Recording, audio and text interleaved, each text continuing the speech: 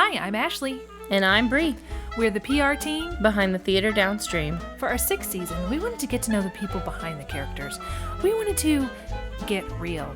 This week, we continue our Sound of Music conversations by interviewing Amy Jeannette Jamison, the actress who plays Elsa Schrader. Amy joined me for a truly beautiful conversation, where topics included her world travels in a 16-person choir in high school, her feelings about the importance of theater, the amazing advice she would give to others who have the dream of acting or singing, and her moving answer to the question, what would you tell the 10-year-old version of yourself? Our conversation felt like applying a balm to the soul, and I think you will love it as much as I did. Welcome to Getting Real. Thank you. You're welcome. Can you tell me what your name is and what character you play? My name is Amy Jamison, and I play Elsa Schrader. Very nice. And what is your day job? Currently, I am a marketing assistant at Prudential. And what does that mean? Basically, an administrative assistant for a gentleman who he helps recruit new agents. And what kind of things does an administrative assistant do, or executive assistant? Schedule appointments, I schedule interviews, I help set up lunches, help coordinate and plan special events. Do you enjoy it? I do. That's good. I do. Answering the phone, greeting clients that come in, I do. How long have you been there? About 4 weeks. Oh, really? Yeah. This is very new then. It's very new. Okay. Yeah. I thought for some reason I thought you'd been there longer than that. Okay. Nope. What did you want to be growing up? There was probably a season where I wanted to be a singer. And then I realized, hey, that doesn't pay any dollars. I probably went through, as a young child, I probably wanted to be a gymnast. Some of the main things I can remember. What kind of gymnast? Like, did you have a particular gymnast that you looked up to, Mary Lou Retton kind of thing, or? I can't think of anyone specific, but I loved the floor routine. Okay, those That's are really what I cool. loved, yeah. I was a kid gymnast for about, like a week. The stuff where you take where you're on the bars, and then I don't think I was very Right. good at it because I don't have a lot of memories of it. you watch it on TV, you're like, whew. Yeah, I don't have that tight They ponytail. make it look so easy. I know, but do you ever wondered when you're watching those girls on the thing and you just see those tight ponytails and you think, why don't you just cut it off? Right. You're never not being a gymnast. You're never not on the floor mat. Just get you a little And the cute headache bob. they must have. And Yeah. those barrettes. I just used to Right. count all the barrettes and think you'll never need surgery. So many barrettes. Right. So, tell me about your family. I have 4 kids, 13, 11, 8, and 5.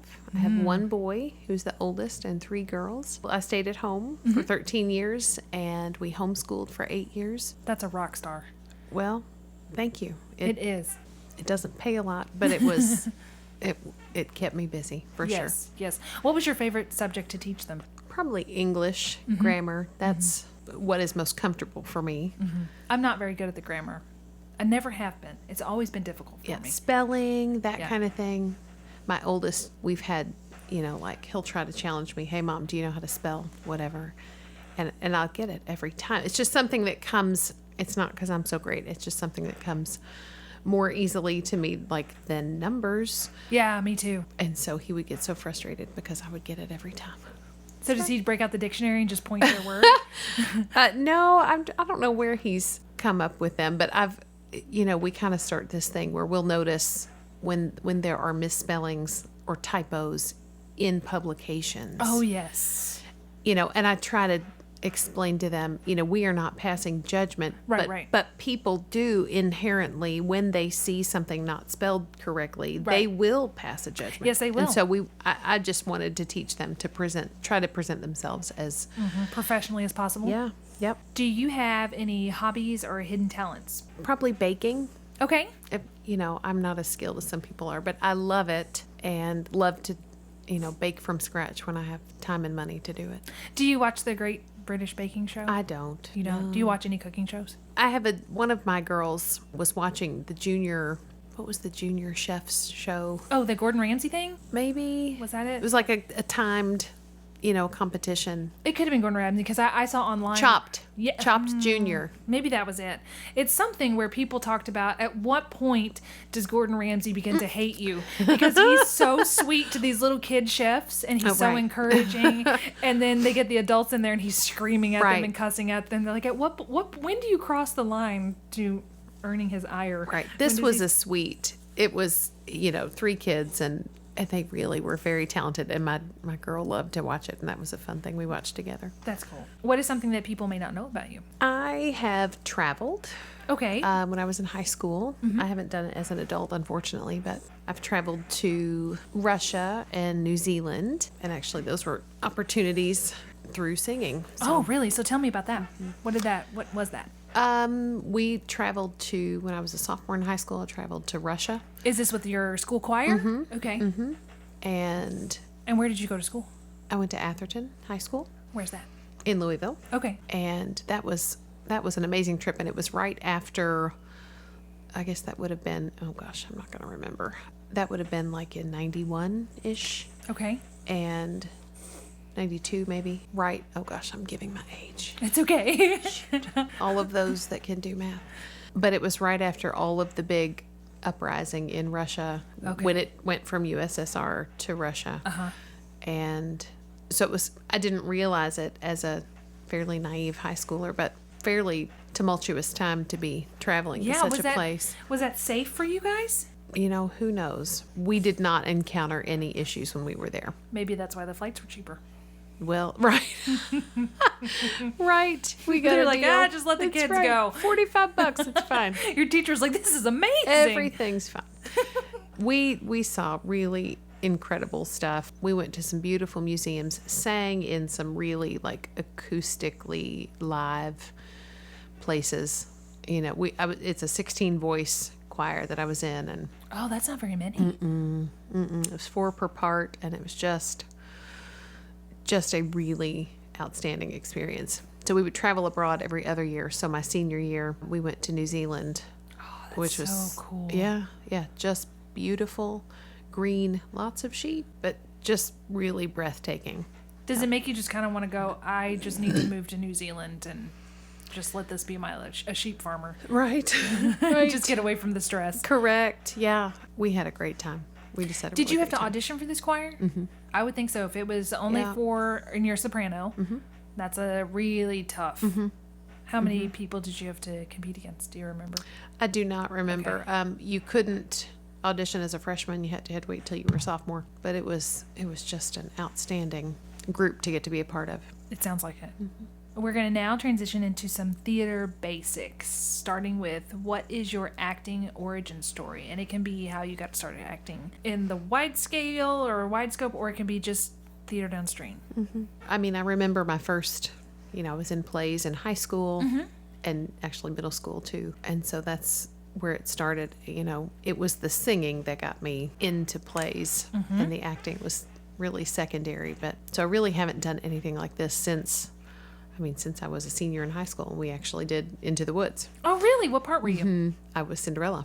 Oh, you'd make a really good Cinderella. And so it was so fun to come and watch the high school up here. Oh, did you? Yes. Okay. Yeah, it just brought back such memories, and I don't know a ton about theater things, but I remembered from that what difficult music that it is music very was difficult. Yes. in that play. And then when I heard it again just a few months ago, I was reminded, oh yeah, it was as hard as I remembered. Yeah, and those kids did it so well. They really did. I was so impressed. Yeah, Charlotte was the music director for them.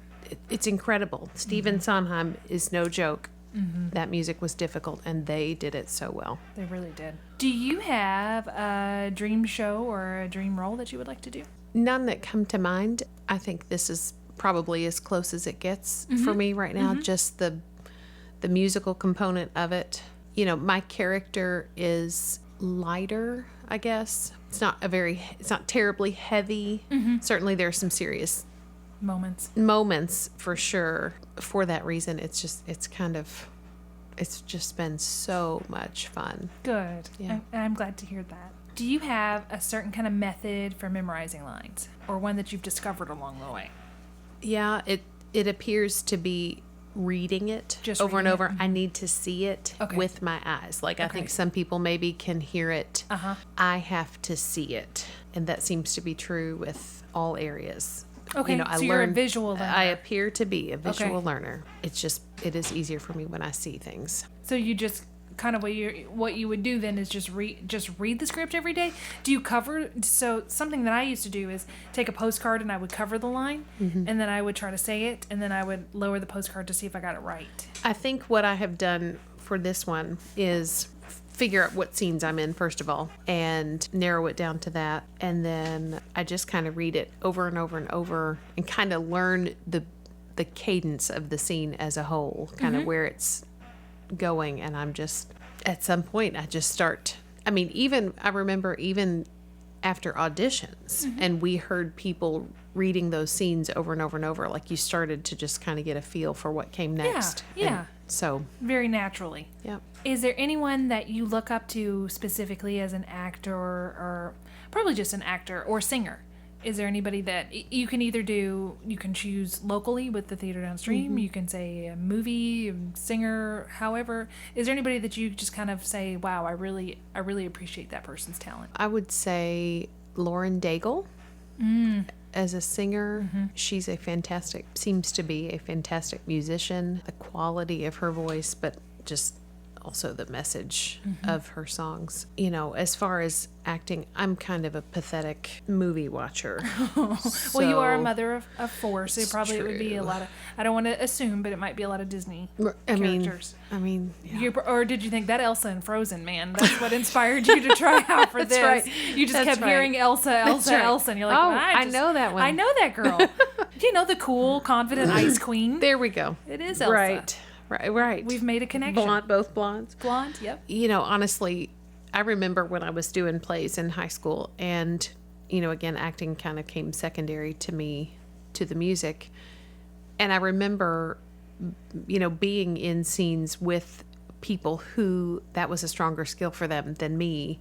And it's amazing how that pulls you up. I don't know if you're just learning things from them or if you're, I don't know, but I find the same is true with the gentleman that plays Max. He's so good. He's so John Trueblood. Good. Yes. He's so good. And it just somehow puts you at ease when you are in a scene with somebody who it comes so naturally for. He is so good at appearing comfortable on stage. He's just adorable. Yeah. But I kind of have a theory that people who are singers can be really great actors because singing is all about timing. True. So yeah. I would wonder if you would take some of the techniques that you use as far as learning a song and apply it to a scene. I wonder if that would help. That's a great thought. I don't know. I need to, spend some more time on just thinking about who she is and just trying to adopt those mannerisms naturally. A lot of times what I would start with is how does this character walk? How does this person hold themselves when they're on stage? How do they walk on stage? How do they stand when they're not talking, when they're just resting? What is their body language? Just develop almost from the outside in, maybe. I don't know. Yeah. I don't know. Do you suffer from stage nerves? And if you do, how do you combat them? That's a good question. Again, as it pertains to singing, not a ton at this point. Fascinates me because for me, that is where it's at as far as my nerves. It just terrifies me to sing. I think I've done it a lot. I try to be prepared enough. I think that's part of it, is being prepared enough that it is. I was never an athlete, but there is a level of athleticism. Well, muscle memory and the concept of that as far as lyrics, if it's something that's memorized. And so I think if I know that's tackled, then that takes a lot of the anxiety away. For me, it's just, I really don't have a ton of nerves. Excitement, not nerves per se, but being prepared really is how I can counter that. Okay. Why do you think that theater is important? Or if you want to answer, why do you think that music is important, singing is important? I think they're both important. I think theater, and I guess I'm thinking specifically just what we're doing these days, just because that's most prominent in my head right now. It allows for an incredible amount of creativity. And I think in our particular situation, it showcases the incredible depth of talent in our area. It really is, isn't it? It is unbelievable. It's heartwarming. These are just, quote unquote, regular people. And yet they have invested their time and their energy to sharpen a skill, clearly, that they already have to some degree.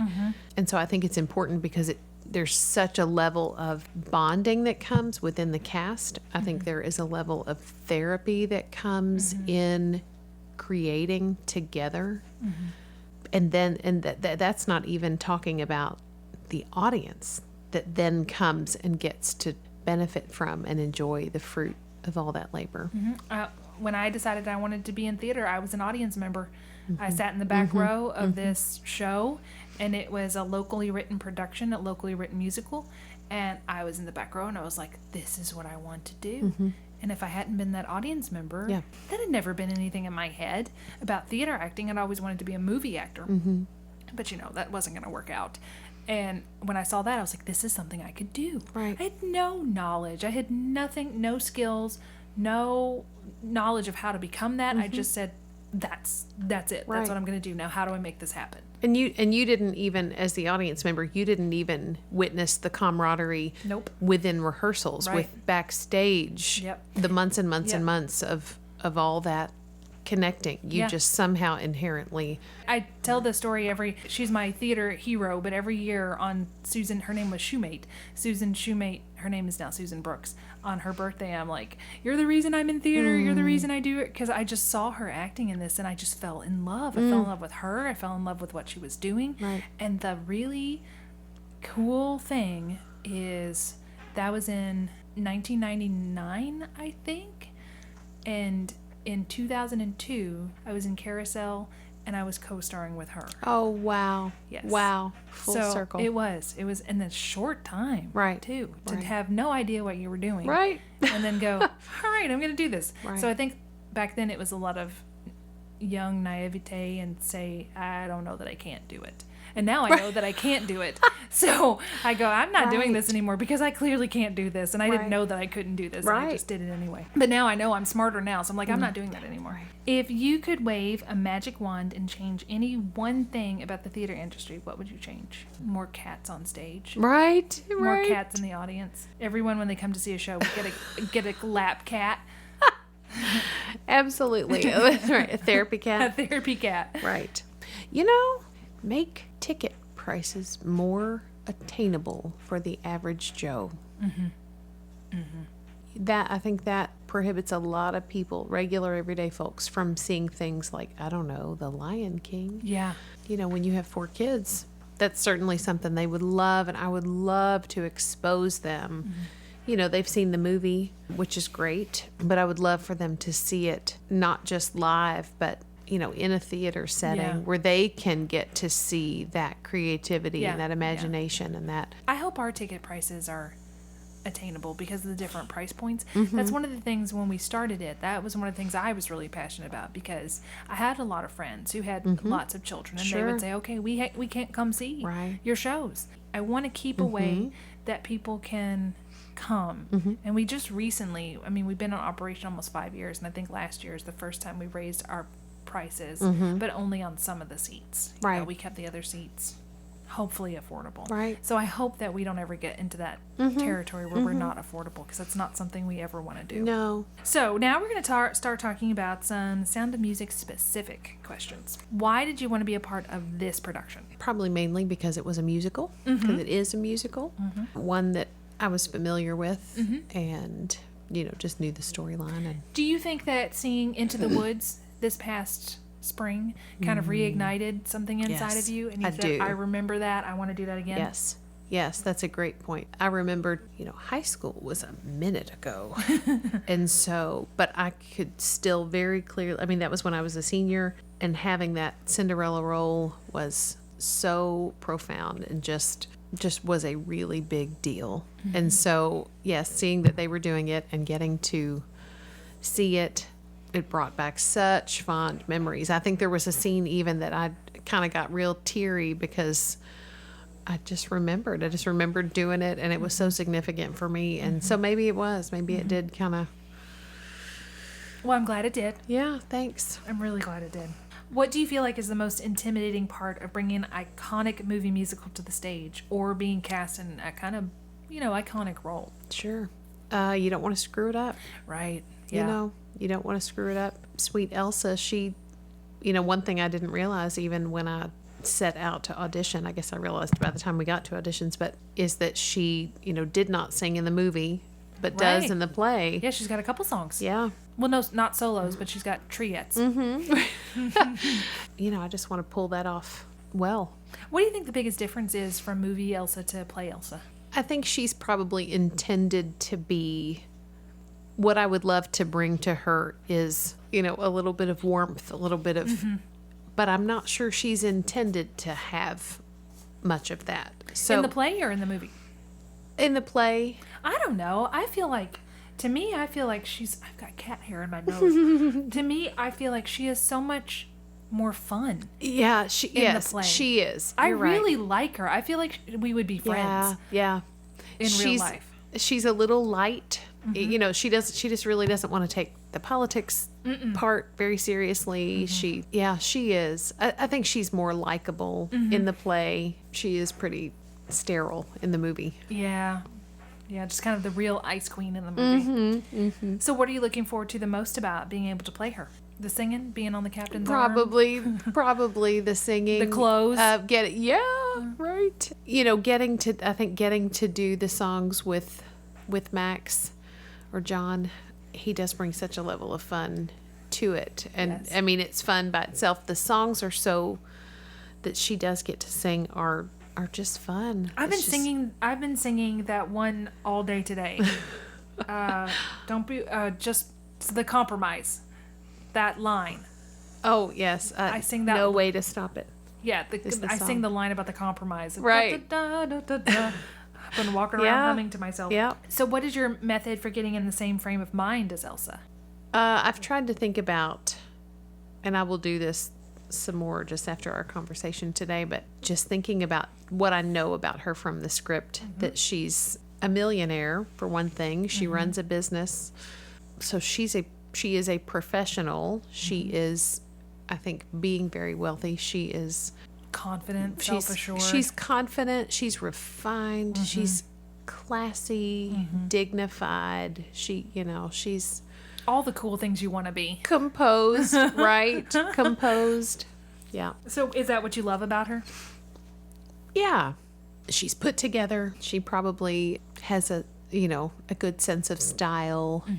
And she is light. She has some really funny lines. She does. There's a line that she talks about, the captains worry about where the children are, and she says, well, it can't be an intentional slight. They don't even know me yet. Yeah, that's And right. I just envision she's saying that kind of like, That's fine. they'll show up. That's right. I mean, they will on purpose, dismiss me at some point because they'll know me. Yeah, but now that's But fine. now we can't assume that's the case. So she is funny.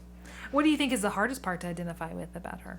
This will sound self-righteous, which is certainly not my intention. As we've kind of gotten notes at the end of running acts and stuff, and we talk about Elsa's posture, and I think my natural posture is a little more relaxed. Certainly that's one thing.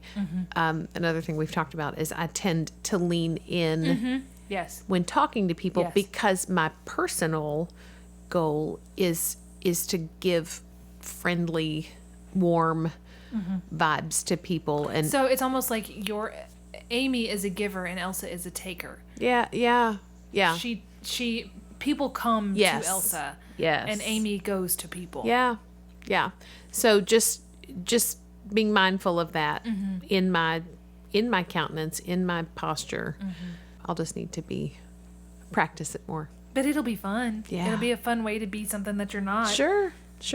How would you have felt about the captain if it was you? If Amy met the captain, do you think that you would have entered into this whatever they had going on?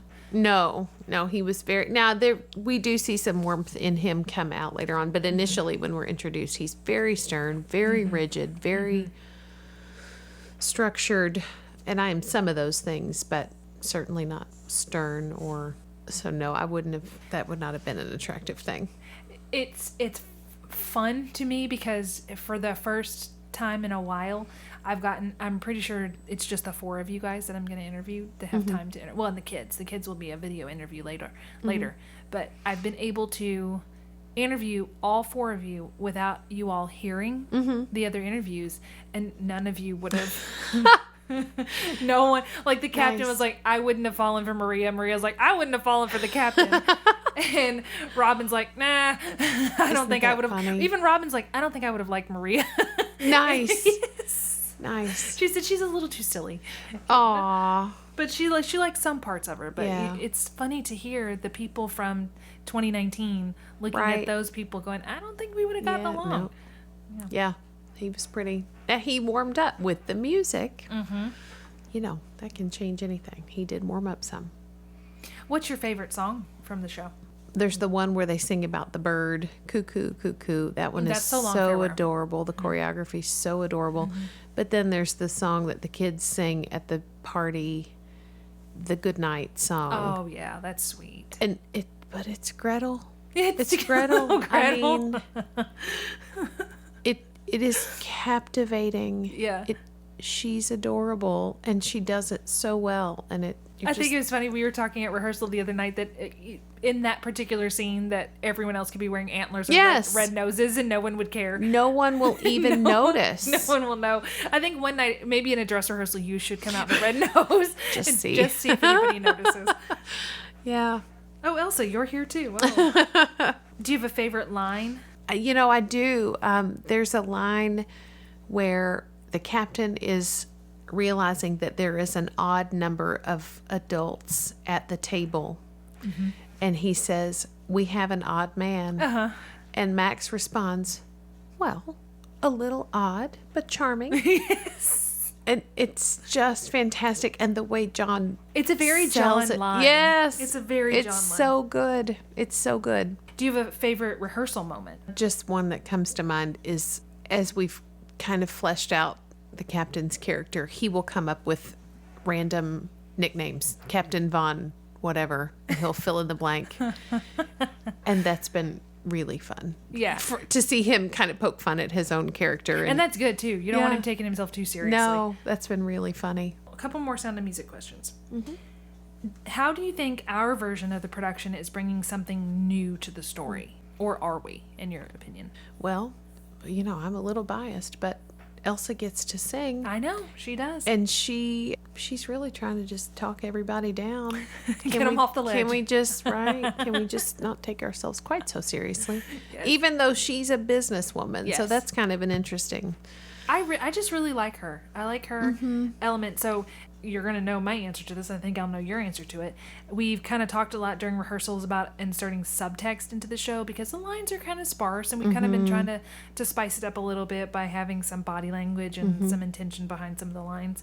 The way it's written, there's a really quick move of the captain's affections from Elsa to Maria. I mean, Elsa's just upstairs packing. And right. He's already engaged before Correct. She's out of the house. Correct. So, my opinion is that in our version of the story, unlike the movie, Elsa is not the wrong choice for the captain. She's just not the right choice. So do you think it helps or hurts the story to even have Elsa?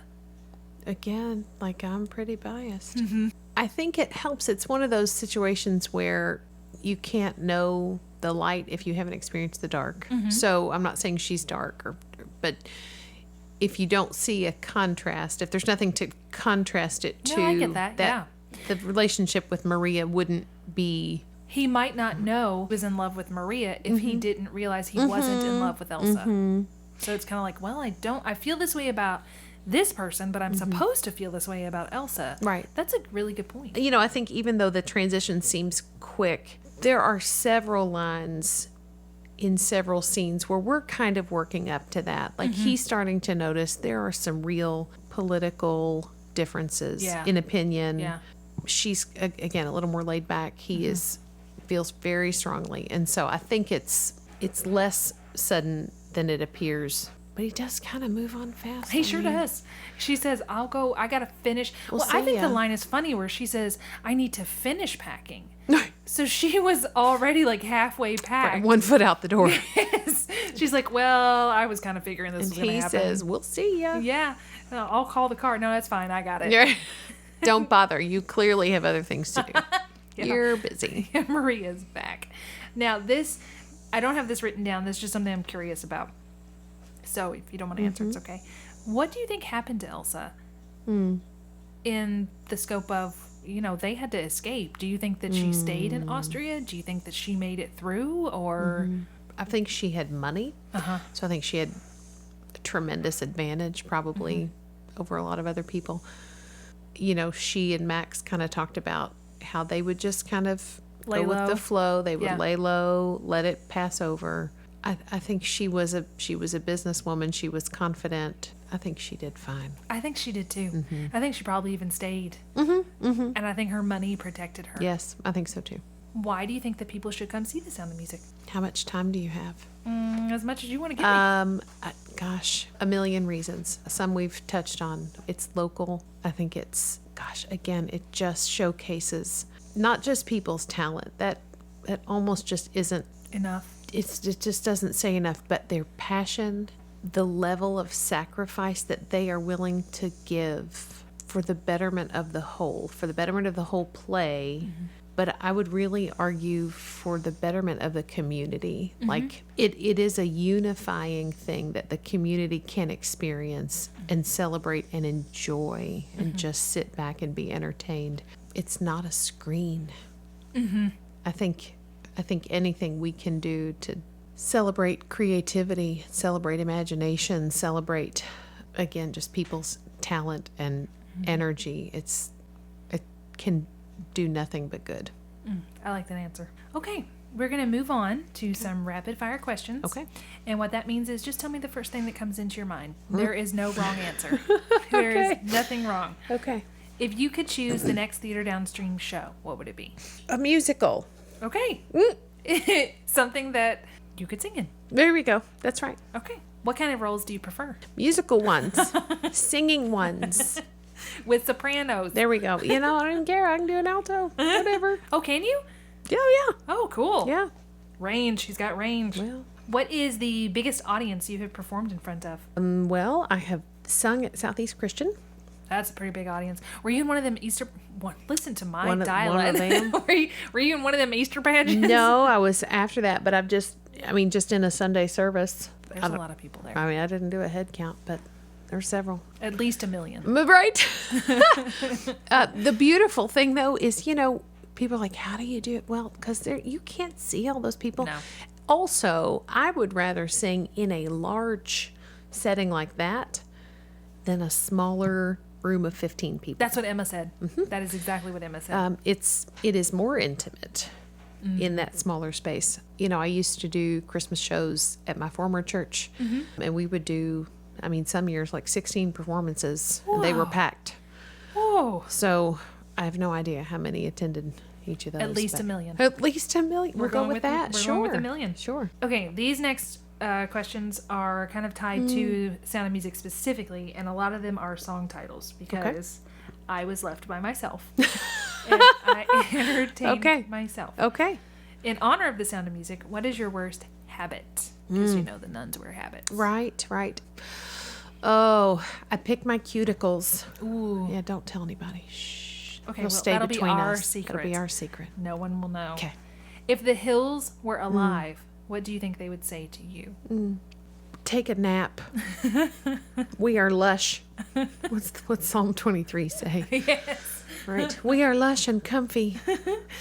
Grass makes me itchy, though. Oh, well, there's that. Yeah. I'd have to have a blanket, and then I could take a nap. How do you solve a problem? Not like Maria, just how do you solve a I problem? overthink it. Oh, that's a good answer. Yeah. That's my kind of Yeah. answer. I It just says, beat it to death. beat it to death like a horse. What's the one thing you have confidence in? Jesus. Oh, yes. Period. Yes. It's true. What is a name that you call yourself? Oh, goodness. Overthinker is one. Probably they were going to be critical.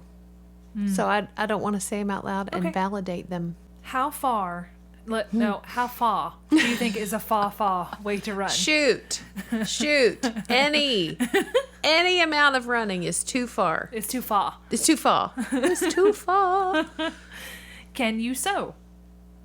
A button on, period. I'm not even sure I could do That is the extent. I can stitch up a hole. Oh, that's good. That's I'm good. not saying it'll be pretty, but there won't be a hole anymore. Note to self, if you cut yourself, don't have... That's right. Don't have Amy stitch I am you not up. your girl.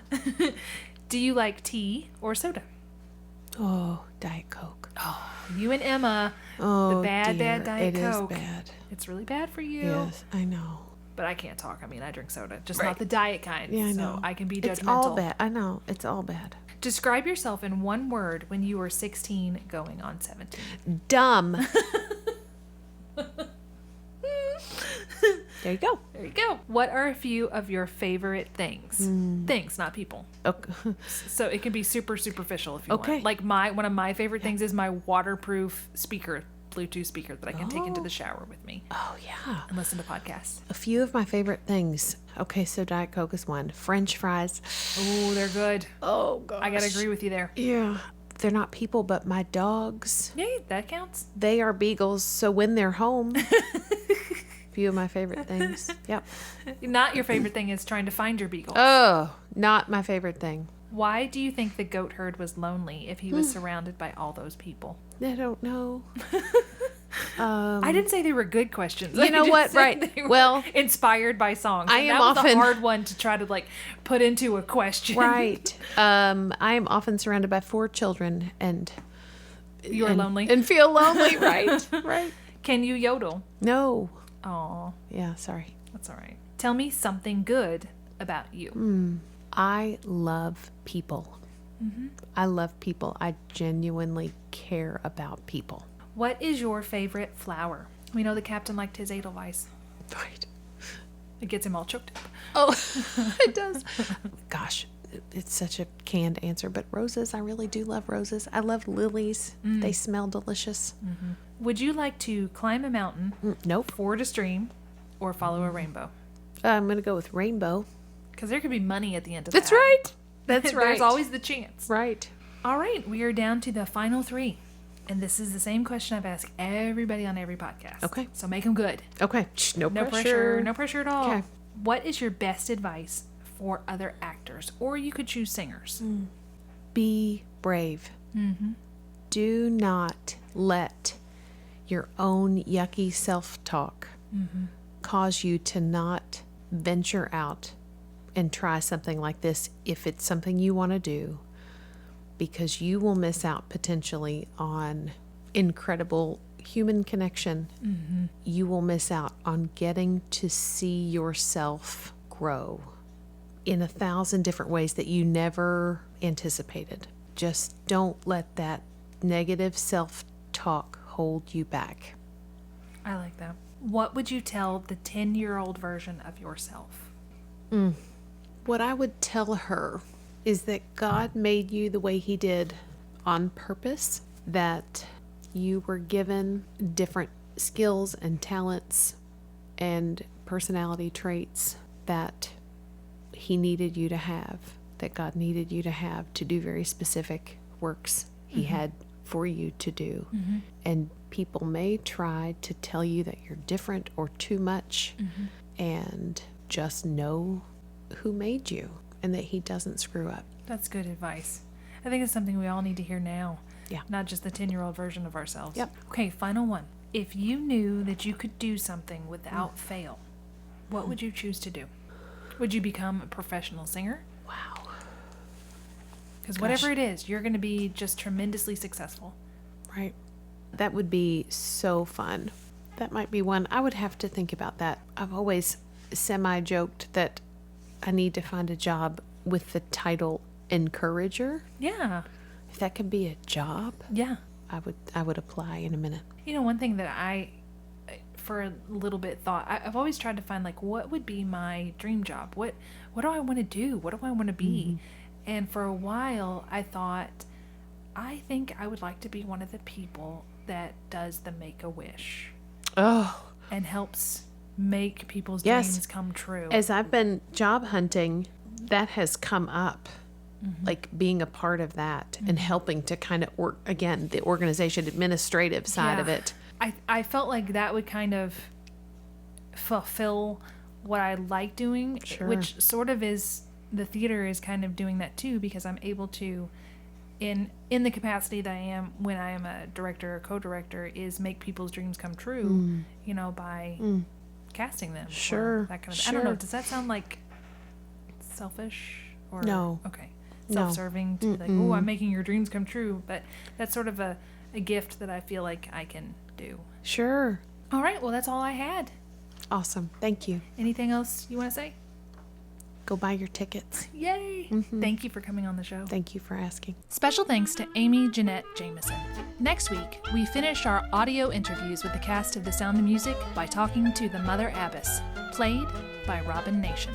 Very special thanks to the sponsors of The Sound of Music, Eminence McDonald's and United Citizens Bank and Trust. This episode of Getting Real was executive produced, edited, and written by me, Ashley Raymer-Brown. It was produced and co-written by me, Bree Highshoe. Music was provided by Final Cut Pro, and artwork was created by Ashley Raymer-Brown. That's me, and Bree Highshoe. That's me. Getting Real is a separate entity from the Theatre Downstream.